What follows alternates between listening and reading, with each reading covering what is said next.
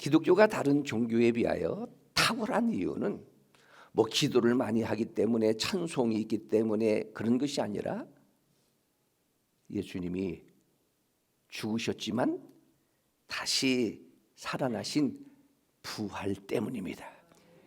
세상의 위대한 성인들은 무덤을 자랑하지만 우리 예수님은 다시 살아나신 부활을 자랑합니다.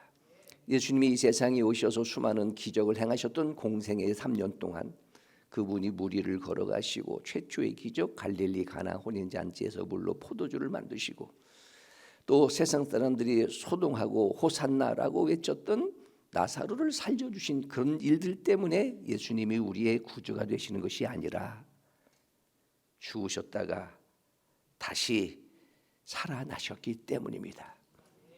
오늘 우리가 주일을 지키는 것도 오늘 봉독한 말씀에 보면 이날 곧 안식 후 첫날, 안식 후 첫날, 오늘 주일 주님이 부활하신 날, 줄여서 주님의 날, 조금 더 줄이면 주일.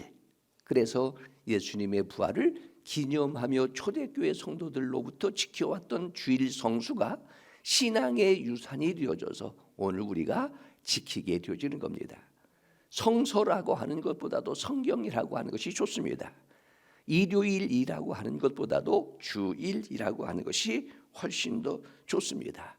세상의 모든 종교가 예전적 측면에서는 흉내낼 수 있는 비슷한 것들, 예를 들면 교회에서 이제 여름 성경 학교를 하니까 여름 불교 학교를 한다든지 찬송가가 있으니까 뭐 찬불가가 있다든지 수련회가 있다니까 그쪽에서는 자기들의 어떤 홈스테이가 있다든지 비슷한 것들은 흉내낼 수 있지만 심지어는 죽음도 흉내낼 수 있지만 무엇은 흉내낼 수 없습니다.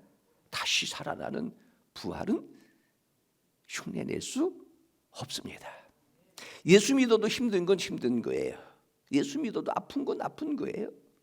그래도 예수 믿어야 되는 가장 큰 이유는 도를 닦기 위하여, 마음의 평안을 누리기 위하여, 교제를 위하여, 어떤 취미생활 그 정도 수준이 아니라 조금 더 정직하고 성실하게 바르게 살기 위하여 그 정도가 아니라 물론 성실하고 부지런하고 깨끗하고 바르게 사는 것도 혹 중요하지만 그렇지 못해도 예수 믿어야 하는 이유는 교회 때문에 사람 때문에 속상해도 주일 지키면서 예수 믿어야 하는 이유는 부활이 있기 때문입니다.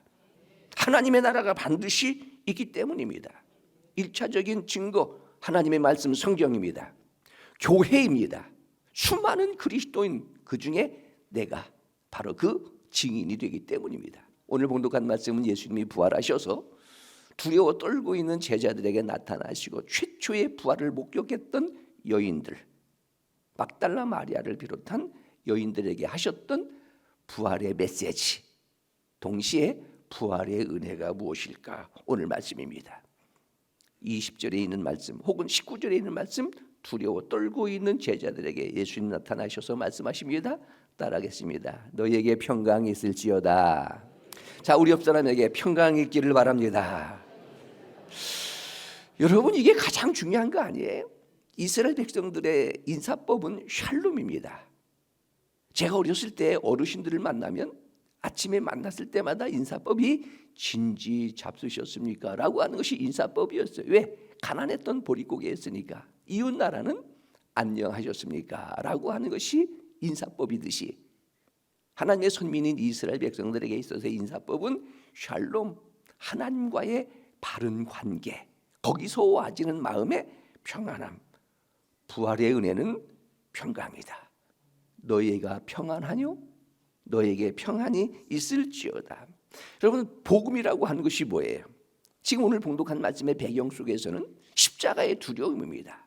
예수님 십자가 지셨습니다. 두려움입니다. 당시 종교 지도자들과 세상의 권력에 의해서 나도 핍박을 당하고 죽을지 모른다고 하는 이 두려움 때문에 떠나갔던 이 제자들에게 책망이 아닌 평강을 축복하시는 것, 평강 속에 위로가 있고요, 은혜와 평강이 너희에게 있을지어다. 오늘 우리의 평안을 위하여 예수님 대신 십자가 지셨습니다. 걱정도 있고 염려도 있겠지만 사순절 특세를 통해서 하나님께서 응답하셨다 하게 될 때 첫째는요, 무엇이에요? 내 마음의 평안함. 특세를 시작할 때의 첫 말씀이 육체적인 가시의 축복이라고 하는 말씀이었었습니다. 누구든지 다 가시가 있다, 십자가가 있다, 아픔이 있다. 그런데 특세를 통하여 하나님 앞에 기도하니까 우리가 생각할 때는 바울 육체적인 가시 응답받지 못하고 치료되지 않았다고 생각할지 모르는데 저는 치료됐다고 생각합니다. 응답받았다고 생각합니다. 왜냐하면 더 이상 바울이 그것 때문에 인생의 사역에 방해가 되지 않고 또 고쳐달라고 기도하지 않았다면 혹시 내가 그 육체를, 질병을, 가시를 그냥 계속 가지고 살아도 하나님이 고쳐주셨다는 내적 증거가 있지 않느냐 하는 거예요. 아픈 사람이 그 아픔의 문제를 놓고 하나님 앞에 기도하면 하나님이 고쳐주시고 또 다시 아프게 되어지는 거예요. 그런데 가장 중요한 것, 염려, 두려움 속에 감사함으로 하나님께 아뢰면 모든 지각에 뛰어난 하나님의 평강이 너희의 마음과 생각을 지키시리라. 어떤 하나님이? 평강의 하나님이에요. 특세를 통해서 또 오늘 예배를 통해서 내 마음이 평안하다 하면 하나님의 은혜가 임하게 되십니다. 예수 믿으면 평강이 있습니다. 십자가에 죽으셨지만 다시 살아나신 예수님, 평강이 있을지어다. 오늘 이 평강의 은혜가 있기를 축원합니다. 20절의 말씀이에요.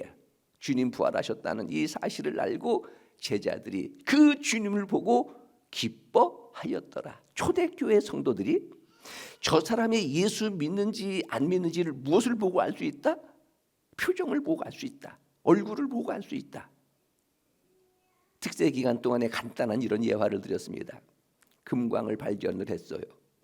근데 준비가 되지 못해서 자기 고향으로 돌아가서 아무에게 얘기하지 말자. 다시 준비해서 금광에 금을 캐러 오자. 근데 준비하는 동안에 동네 사람들이 다 따라오더라는 거예요. 왜 따라와요? 금광을 발견했다고 하는 감격과 감동 때문에 얼굴이 설레이는 거예요. 환하게 이루어지는 거예요. 저 사람을 따라가면 뭔가 좋은 일이 있을 것 같다. 동네 사람들이 다 따라왔다는 것처럼 초대교회 때의 성도들이 수많은 핍박을 당하고, 여러분 우리가 아는 것처럼 스데반도 마찬가지고 폴리갑도 마찬가지고 또 철로 역정을 기록했던 존 버년도 마찬가지고 마지막 죽을 때 예수님의 가상칠언의 7번째, 아버지요 내 영혼을 아버지 손에 부탁하나이다. 다 이런 고백을 통해서 마지막 죽음의 순간에 사람들이 예수 믿는다는 것은 그런 것이구나. 그래서 말씀드렸지요. 웃으면 복이야. 인상을 피면 인생이 펴집니다. 두려워했던 이 제자들이 평강이 있을지어다. 부활의 주님의 메시지, 부활의 메시지 듣고 주를 보고 다 기뻐하더라. 첫 번째가 평강의 은혜라면 부활의 메시지, 두 번째는요 기쁨의 은혜, 세 번째는 역시 21절 말씀입니다. 이 말씀을 하시고 제자들을 향하여 숨을 내쉬며 22절이지요. 자, 무엇을 받으라? 성령을 받으라. 성령의 은혜. 이것이 사도행전 1장 8절이지요. 부활하신 예수님의 약속입니다. 보혜사 진리의 영을 내가 너희에게. 마지막 한 가지 23절의 말씀에 보니까 예수님께서 인자를 누구라 하느냐라고 물으셨을 때에 베드로가 주는 그리스도시요 살아계신 하나님의 아들입니다. 예수님의 칭찬, 축복, 바요나 시모나 내가 복이 있도다. 이를 내게 알게 하니는 혈육이 아니요 하늘에 계신데 아버지시니라 말씀하시면서 천국 열쇠를 내게 주리니. 그러니까 교회에 막강한 권세가 있는 거예요.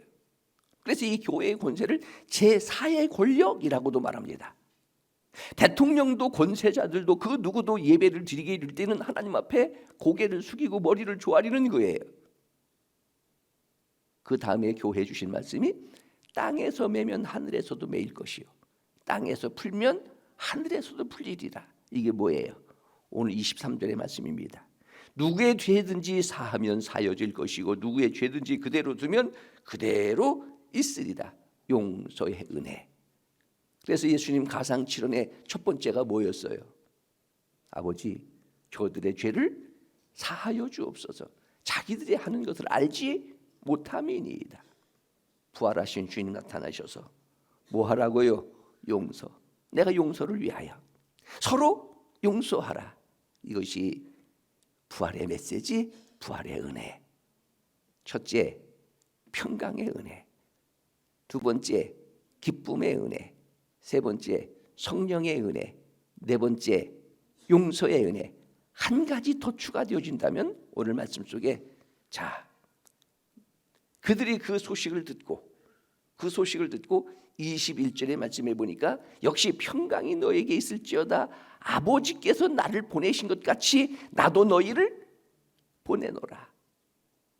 요한복음 20장 또 모든 성경의 공관 복음 속에서 이 부활의 사건이 기록되어지고 있지만은 특별히 마태복음 28장에 보니까 그들이 달려갈새 뭐하고요? 예수님 살아나셨다고. 이 미션이 우리에게 주어지는 하나님의 영원한 명령이 되는 겁니다. 힘들고 때에 따라 이해될 수 없고 그래도 예수는 꼭 믿어야 하는 이유가 반드시 돌아갈 우리의 본향이 있고 성경의 1189장의 성경 중에 핵심 요절이 요한복음 3장 16절. 얼마나 중요한 것인지 그것이 곡조가 붙여지고 가사가 써져서 하나님이 세상을 이처럼 사랑하사 독생자를 주셨으니 이는 저를 믿는 자마다 멸망치 않고 영생이라는 것이 뭐예요? 구원이라는 단어로도 설명되어지고 거듭남, 칭의, 하나님의 자녀, 심지어는 천국. 그래서 가장 중요한 복음 중에 하나가 예수 믿는 사람은 뭘 보장받고 삽니다. 천국을 보장받고 산다. 이것 하나만 알아도 아니 이것 하나만 믿어줘도 믿어지는 것이 1차적으로는 내가 거듭났다는 증거이고요. 요한복음 3장에 니고데모에게 물과 성령으로 거듭나지 아니하면 하나님의 나라를 볼 수 없느니라. 내가 거듭났다는 증거가 되어질 것이고 힘들고 어려워도 돌아갈 본향이 있다고 하는 것. 나태주 시인의 행복이 그거잖아요. 저녁 되면 돌아갈 집이 있고 힘들고 어려울 때 생각나는 사람이 있고 우리는 누가 생각이 납니다. 예수님이 생각납니다. 부를 수 있는 노래가 있다면 우리는 늘 찬송하면서 사는 거지요. 찬송이 곡조이는 기도가 되어지고 우리의 신앙의 간증도 되어지고 그러면 우리는 행복한 사람이다. 예수님 부활하셨습니다. 이 믿음으로 견실하며 흔들리지 말고 주의 일에 더욱 힘쓰는 자들이 되라. 이는 너희의 수고가 결코 헛되지 않은 줄 알미라.